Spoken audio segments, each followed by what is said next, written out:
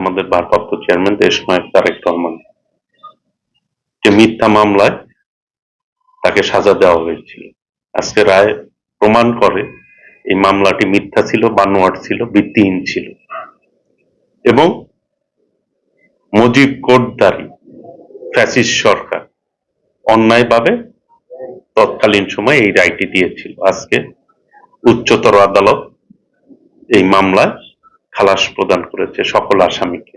এইখানে আমার পরিবারের অন্যতম সদস্য আমার বড় ভাই আব্দুল সালাম পিন্টু, সাবেক উপমন্ত্রী, তিনি দীর্ঘ 17 বছর ধরে জেলে রয়েছে।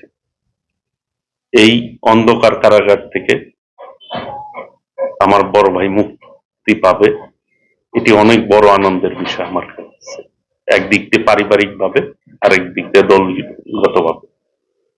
অবশ্যই আমরা আল্লাহর কাছে হাজারো শুকর আদায় করি, এই মামলায় সঠিক বিচার আমরা পেয়েছি এবং মিথ্যাকে কখনোই যে পরিপূর্ণভাবে স্টাবলিশ করা যায় না, সাময়িকভাবে হয়তো সত্যকে ঢেকে রাখা যায়, সত্য সত্যই, মিথ্যা মিথ্যাই,